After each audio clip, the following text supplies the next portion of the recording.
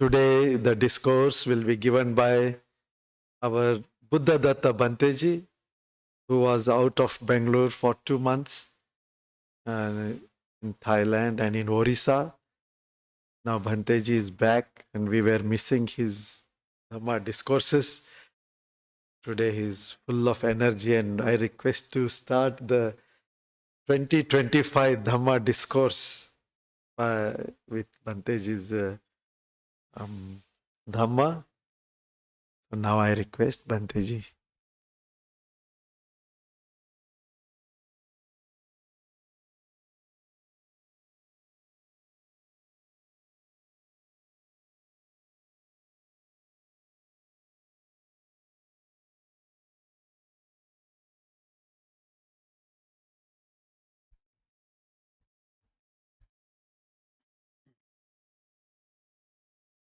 Namo tassa bhagavato arahato samma sambuddhassa.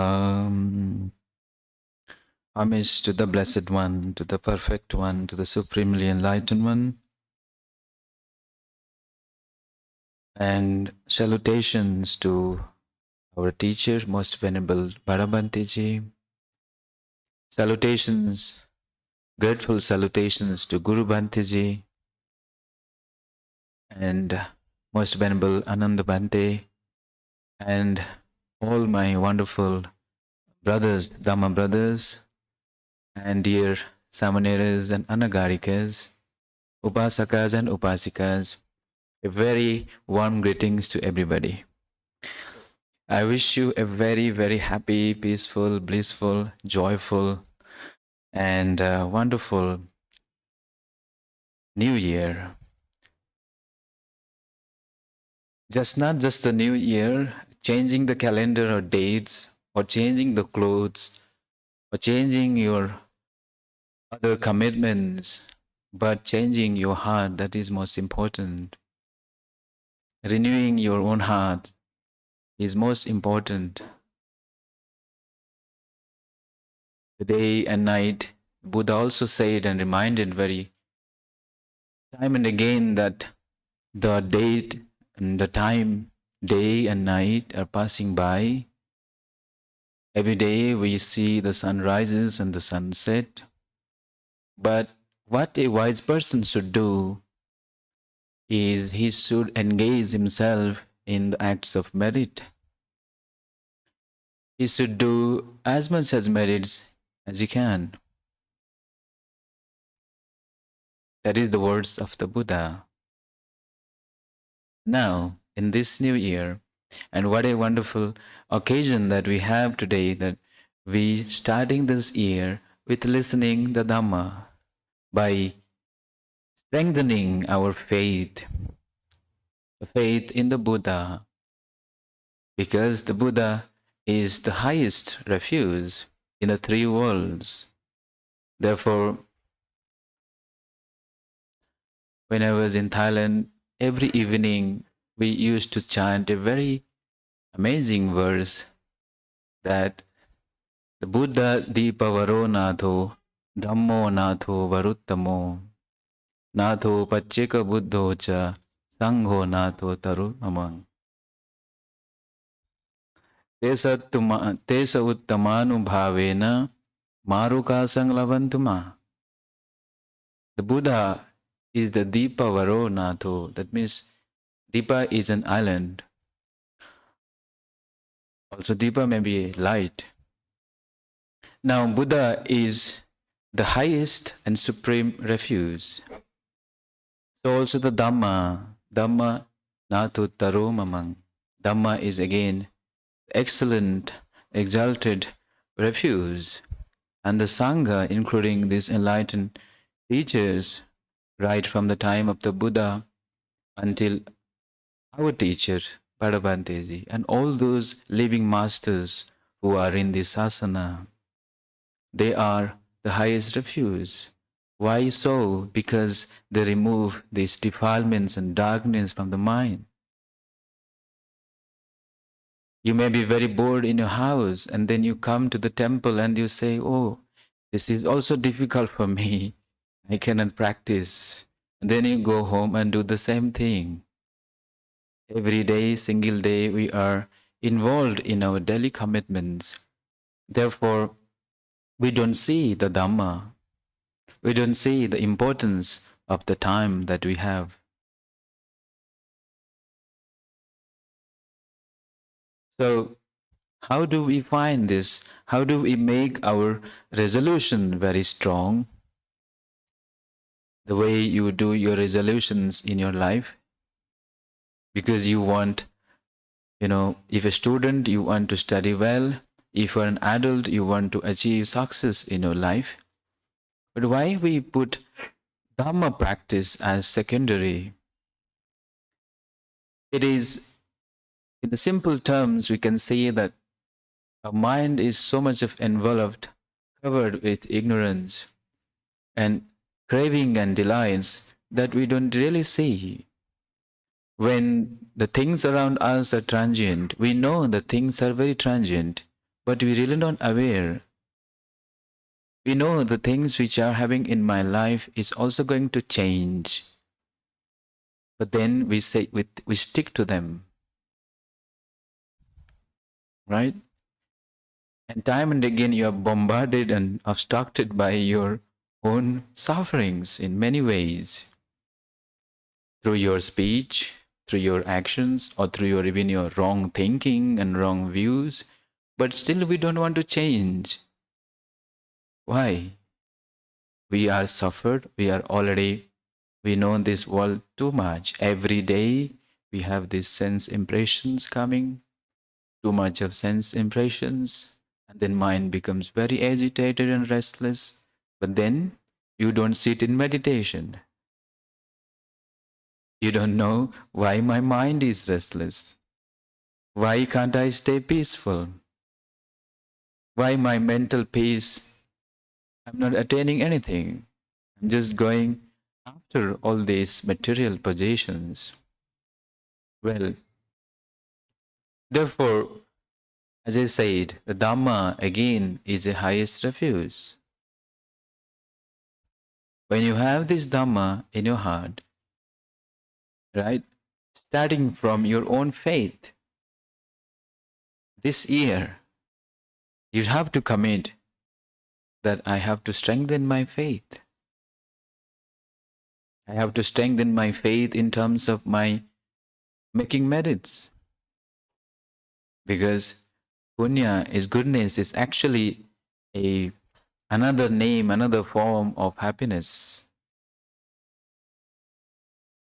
Whether you are observing your precepts, many of you are already a good, you follow these precepts in your life, and you also take the opportunity to make merits.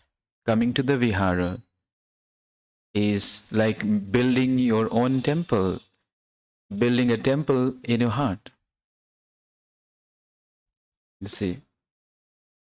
So when we see this importance of these things, then we try to strengthen first of all, our faith. Whether we are young, whether we are old, we have to strengthen, we have to take refuge. Because no other refuge can take you to the end of the road, to end of the sufferings. Now, when I say sufferings, what is it? It may be a dissatisfactions in your own life, or maybe you find something is lacking, or you are not getting what you like and what you don't like, or the people around you is not so friendly and harmonious. You don't see there is love and compassion in your life. And again, you don't have any awareness or mindfulness and wisdom. That is how the suffering grows and grows, and our defilements become stronger. It is like when you're going to the war and you don't have any weapon with you. You are empty-handed. But when you When you're having something, then you can protest.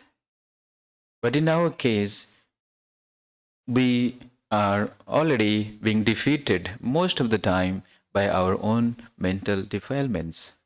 Sometimes our own greeds, our own craving and desires, our endless wishes, our hatred, anger, and so forth. Then we don't see the path. Then we say, well, I don't understand Dhamma. Why this noble eightfold path is not in me? Why there is no Shila? Why there is no virtue? Why there is no concentration? Why there is no wisdom and insight? So understanding this Dhamma is not really very difficult. We can see, realize this in our daily life. The truth is very simple and very open. It is everywhere. You can see in our daily life. So what you then do is, to know this, we have to train the mind. Before that, we have to train in your silas, whatever virtues you are doing. Or when you're working in a family, you have responsibility. But when you are chasing after the wealth, you don't harm yourself, you don't harm others. You have to consider other people, other beings around you, respecting everybody, treating everyone with love and compassion and kindness, having awareness with your own actions. Are you aware? No. You have to self-examine yourself. How many times a day I am aware of myself? How many times of day I remember the Buddha's quality in me? How many times of day I don't generate any anger towards anybody?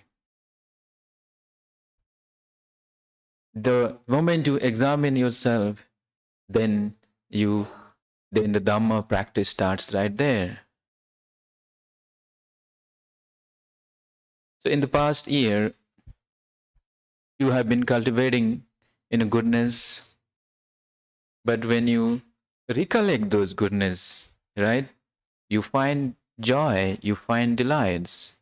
For instance, you have joined the chanting sessions, you have joined the meditation sessions, or you have actually have offered some dana, offerings, or helping the monastery, or teaching these young children, or attending our meditation course.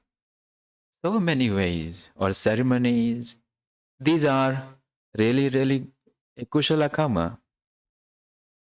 And then when you recollect them, you find happiness. But this year, again, we are into another year. See, now this year, we have to do it again. Buddha says, Punyang che puriso kaira, kaira te tang punam punang. Why? Why one should do merits again and again? You may think, well, why do I have to do again and again? One time I do and that's all. No, you have to do again and again because you want to break this habit pattern. You have to come out of your old habit pattern. You think that I am doing the same thing at home every day, that is good for me. Your mind acts in that way. Your mind is conditioned in that way. It's thinking, being in the family, doing this every day, this is happiness. That is the entirely another aspect of the world. But why can't you change this mind, thinking that doing this merit every day in my life is really a noble happiness, So changing the mind is most important. Changing the mind, changing your thinking pattern, and also changing your views from the wrong views to the right views. It's not that changing everything around you. Sometimes you may think, changing means what? Do I have to change everything? No. Change your view. A view of, so many ways. You know how your views create conditionings, how your views create problems, how your views perpetuates your more sufferings in this world. So when there is right understanding, there is freedom. Make no mistake about it. When there is right understanding, there is freedom. But how do you understand rightly? As I said, right? In accordance with the Dhamma, then your understanding is correct. So, strengthening your saddha. First part, strengthening your silas, your virtues. Your virtues with respect to yourself, first of all. Yourself, your own virtues. When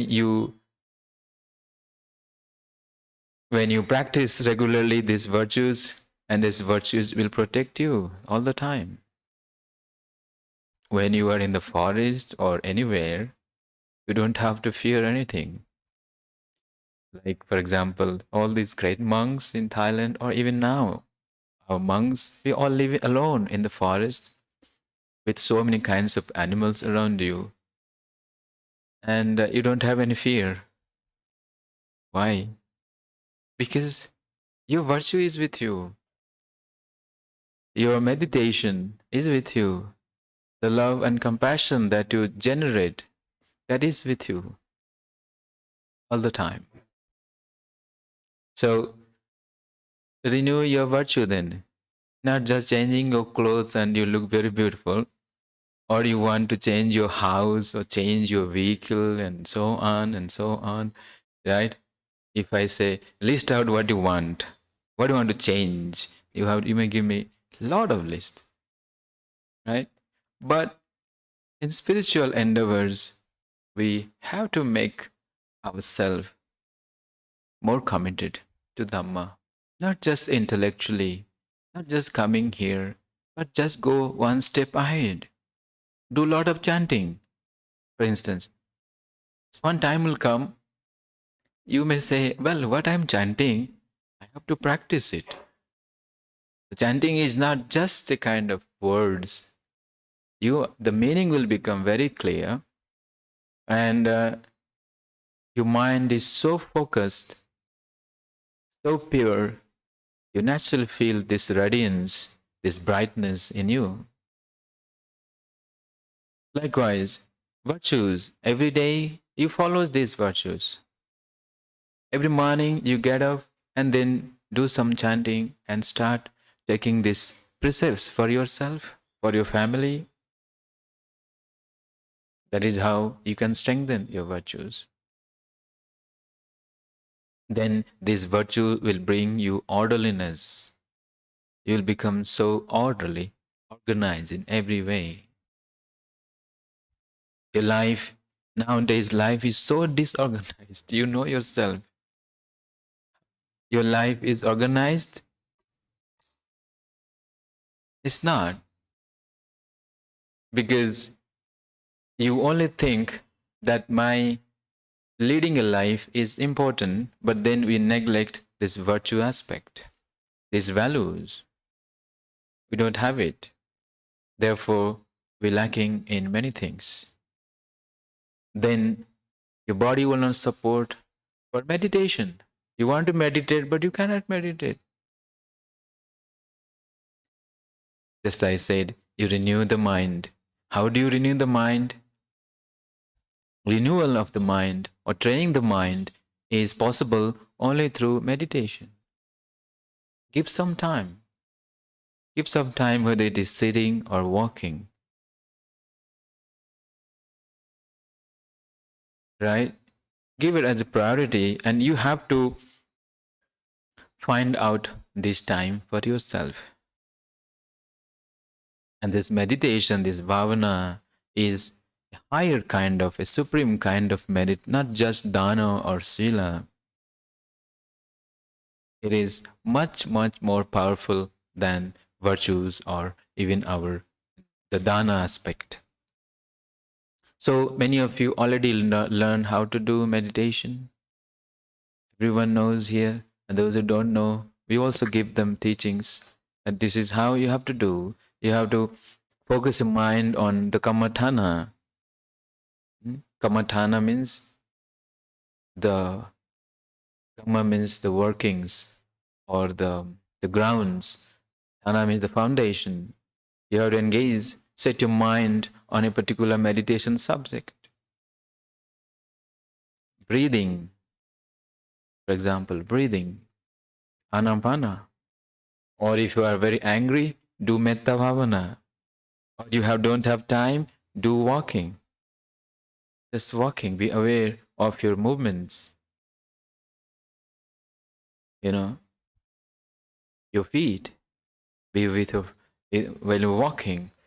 Or you take Buddhanusati, the word Buddho, Buddho, all the time, be with Buddho, Buddho, Buddho, Buddho, all the time.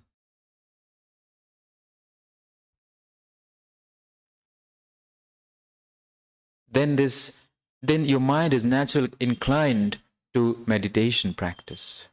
Your thoughts will be less. Mind will be alert. Mind will be having clarity. No confusions. Less stress.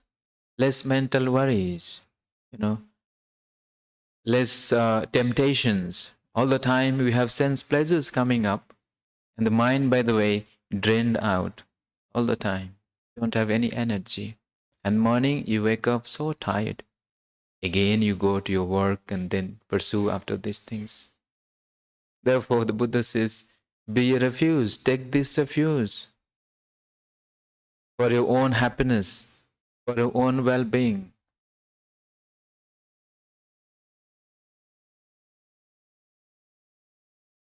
So in a given day, when you have this meditative power, when you have this mindfulness, then this mindfulness will become very and kind of a protection for you every time. Whatever you're doing or in the families, mindfulness will guard over the mind. Right? And when you have this mindfulness, then you will see the Dhamma very clearly again. Then you have this wisdom and insight. Then you penetrate into the Dhamma. The Dhamma nature, the Buddha nature will arise in your hearts. So don't neglect this one. When I say renew the mind, that means you have to train the mind. Train the mind to an upright mind, a luminous mind, a bright mind, mind having real qualities and virtues, mind having love and compassion, mind having gratitude, mind having contentment all the time, having forbearance, patience. You see? So these things are really, really our own wealth, our own wealth. When the Buddha says, what are the wealth? You may name me many kinds of wealth. Buddha says, no, you have the saddha is the wealth, your virtue is wealth, your generosity, the merits that you make, these are the wealth for you. The wisdom is your wealth. Moral shame and fear is the wealth, and so forth. So, I will just try to give you a reminder that already many years have been passed in your life, and we are growing old, or we are, the younger generations growing older. every year by year. So we, therefore Buddha said the time, day and night, just swiftly passing by. The death and sickness, old age is following us. That is how we should not be negligent with our own life. We should not be heedless. When you are not negligent, that means you are alert. Well, I have to do something, some good thing for me, for my families, for the people around you, so that I will have this real happiness, this everlasting happiness for me. Being in the monasteries, you see, earlier I just said, how do you actually cultivate the merits? How do you do that? Very simple, Already you know this. You just have to reflect upon and make it a regular habit of doing a lot of chantings in your homes, and when you have opportunity to make merits or coming to the vihara. Now, Bangalore, our this city, because of Maha Bodhi, we are so blessed because of Bhadabante. This is a place to fulfill our paramis, is a place to perfect or make our merits. This is the place to do so many things, provided that we have to understand this. We have to see the importance of this practice. Then your suffering will be less and less. Your problems will be less and less. You'll see your life is getting a new momentum, a new directions altogether. You'll understand the perspective of Dhamma. You'll understand what is Dhamma is like. What is Dhamma brings about? Dhamma brings about freedom. Nothing else. Freedom. And that's what we all need. For example, many things you have for the physical needs. What not we have. But are you really satisfied again? Every new year or year end, you have another things coming up. You want something else. You get bored. But for Dhamma, you never get bored. Because Dhamma Priti, the joy, is beyond this conditioned world. It's not dependent on anything. So, dear friends, this is the message for you, that we have to train our minds and train our hearts. What we're already doing it with more commitment, more dedications, become a true disciples of Lord Buddha. The upasakas and upasikas, you can be a role model, just like Anathapindika and the Lady Visakha. Those are the great disciples who have love and compassion. They also fulfills the Dhamma, follows the Dhamma in their daily lives. Lady Visakha, for example, she became a Sotapanna at the age of 7, just 7. And since then, she had that unwavering commitment to Dhamma. She supports the Sangha in so many ways. And she herself comes having many children. You have very few children. Visakha Amma has so many children. She loves children. But still, she comes to the monastery, offers, and then, whatever, how much she offers, how much punya she did, but still she feels it is very little. She wants to do more. Even though, Buddha gave the title that Visakha was the foremost disciple among the lay females, upasikas. Likewise, Anathapindika, very great merchant, a lot of business, lot of empire, but still never compromised with Dhamma. But for us, small job, small family, few luxuries, and maybe we piled up some money or wealth and so on. Okay, why do I go to temple? Why should I follow Dhamma? Okay, so in that case, your progress stopped right there. In that case, your progress stops there. That means enlightenment should be our ultimate goal for every one of us. But to do that, we have to go through this. To fulfill that, Buddha also set the steps: sila, meditation, dana, and sila. You have to fulfill this. These are the prerequisites for you.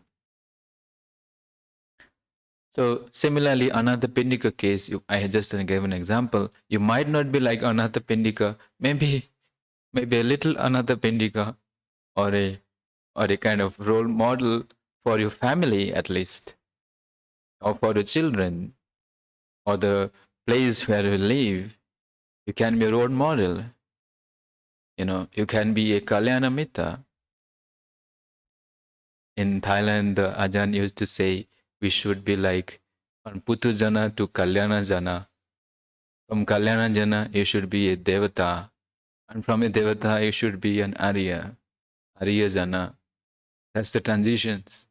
So where you are now, you are either Putu Jana or Kalyana Jana. Kalyana means a good friend, or like a divine beings, or you are nothing.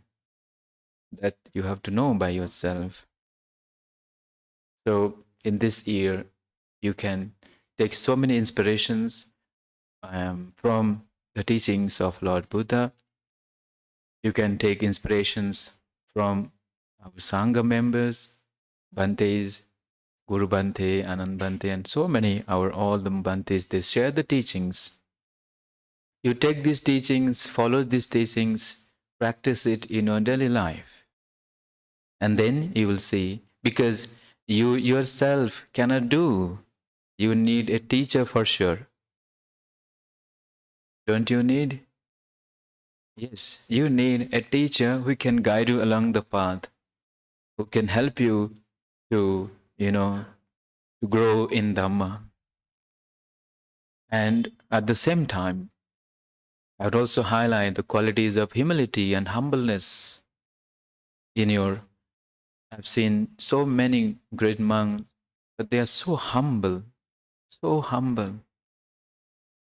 You see, even take example of Most Venerable Sariputta Bhante. You see, one day in the morning when he was just robed off and then going for alms round, he saw the young novices are cleaning. And when he was cleaning the hall, the salas, then Bhante just observed them, and then he just put aside his bowl and then his outer robe, and he also starts to cleaning with them. Meaning that even a great arahant, he is the right-hand disciple of Lord Buddha. But when the occasions arises, he also goes and help with the chores. He also rejoices and involve himself in this community, involve himself in harmony, encouraging the young monks. That is how the monastic spirit is all about. But in the families, you can also think about helping your fellow members who may be in need. You might, maybe they need you, they need your help, then you can extend. That way you can fulfill your metta, your compassions. So I don't think I would take much time.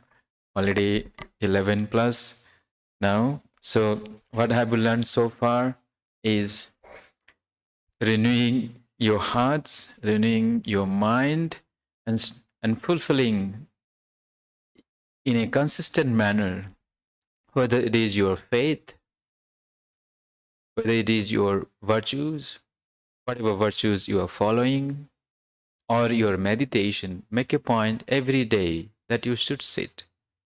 Listening to the Dhamma, make it regular habits. Listening to the Dhamma can be a wonderful experience. It's brighten up the mind. Discussing the Dhamma, and so on, and so on. Making merits more often. Making punya time and again. Because why? Then the mind, if you don't do it, then the mind will engage in something else. Mind will engage in unwholesome qualities. So, may this year, I will conclude here. May you have happiness and strength and peace in your life. May the blessings and paramis of Lord Buddha, its Dhamma and Sangha surround your life with happiness, with wisdom and compassion. May this year brings you endless joy and bliss in your life, in your work and professions. May all of you with your family members continue to progress on the path of Dhamma and ultimately attain to the supreme bliss of Nibbana. Sadhu, sadhu.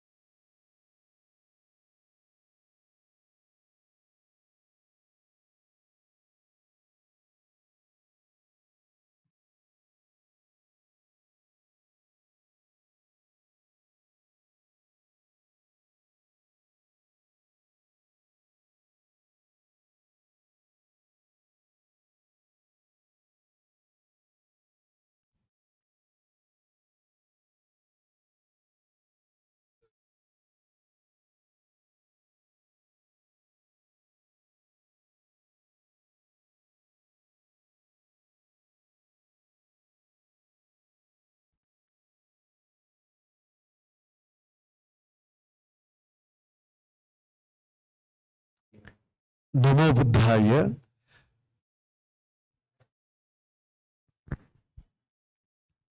Now, today we have some Sangadana and some merit dedications.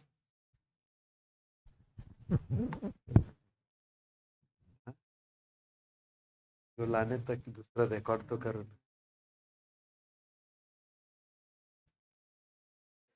First, I request Praful Bhagat ji and family, please come. Next, we will share merit sharing of Vajrappa and Upasika Meenakshi. Meenakshi ಅಮ್ಮ ನಿಮ್ಮೆಲ್ಲ ಬಂದಿದಾರ ಜನ ಇಲ್ಲಿ ಇದಾದ್ಮೇಲೆ ಇಲ್ಲಿ ಇದನ್ನ ಮಾಡೋಣ ಅಲ್ವಾ, ಪುಣ್ಯಾನುಮೋದನ ಮಾಡೋಣ.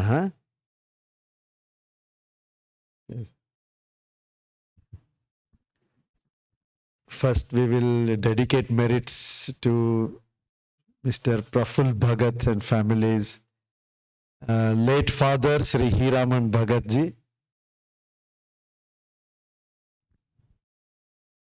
So may all the punya come to Hiraman ji. You are very sincerely and regularly you are coming to Maha Bodhi Society and supporting Maha Bodhi Society, and you are yes, very sincere people. And then he has also joined diploma course, with a diploma in Buddhist studies. So that shows that your commitment and interest in Dhamma. Commitment and interest in Dhamma means commitment and interest for goodness, higher goodness, nobility, taking our minds to nobility. So you have done lot of punya, dear Prafulji and all your family members. Um,